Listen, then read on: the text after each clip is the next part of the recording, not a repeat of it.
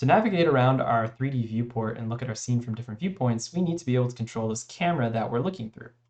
In order to do this, we just need a single key from our keyboard plus the different buttons on our mouse. In my case, I am using a 3-button mouse. So that's a left click, a right click, which most mice have, and then a middle mouse click, which is either a separate button or is a clicking on the wheel on your mouse. And so if you can click on the wheel on your mouse, you can get a little click. That means you get a middle mouse button. So I can use any of these buttons plus a button on my mouse to perform either a rotation, panning, or a dolly, or forward and back, or a zoom. You could also call it that, a zoom. So in order to rotate, I'm going to hold Alt or Option if you're using a Mac, and I'm going to left click and drag. So left click with my mouse. And you'll see I'm going to pivot around a point in space. And it depends on what you have selected or where you're looking at, but that point in space generally by default is in the middle of your viewport and a certain distance away from your camera. So you can see I'm pivoting around a point in space right here. Now I'm pivoting around a point in space right here. It can be a little confusing sometimes, but we'll look at something that'll help fix that. If I hold Alt and right click, I can dolly back and forward, or zoom if you prefer. And so that's pretty straightforward.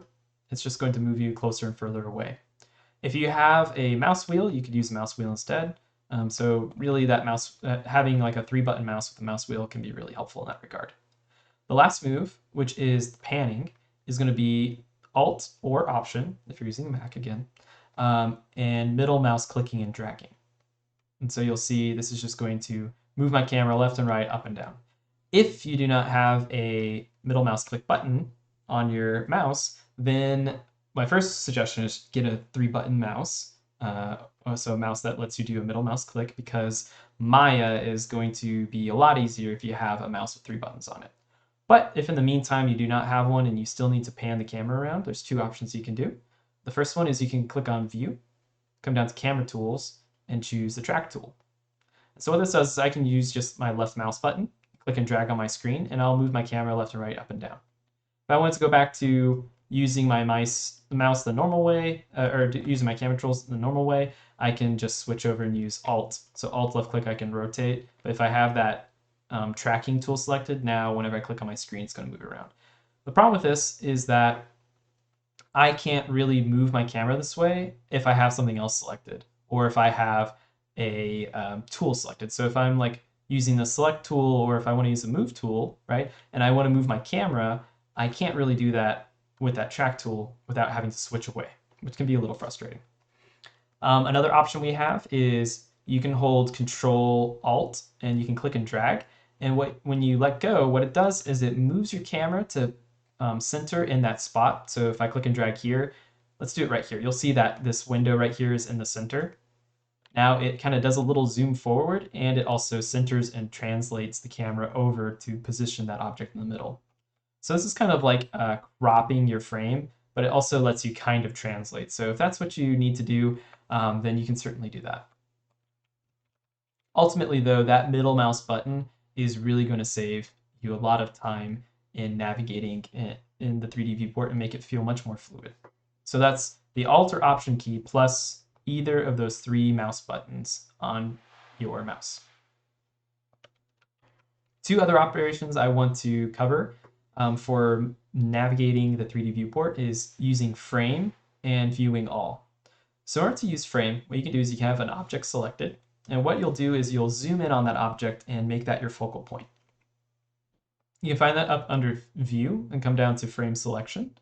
And if you do that, what it'll do is it's going to frame that object in your camera, right? So zoom right in on it, and its pivot point is also right on that selection, right? So you'll see my pivot point is, let's zoom out, my pivot point might be in a kind of a funky place. And like, let's say I'm like right here and I want to pivot around this object. So I'm looking at it and I rotate my camera, but I'm swinging around away from it, which is a little frustrating. If I select that object and press F, and maybe zoom out a little bit, you'll now notice that not only did I frame my camera on that object, but now that pivot point for my camera's rotation is that object.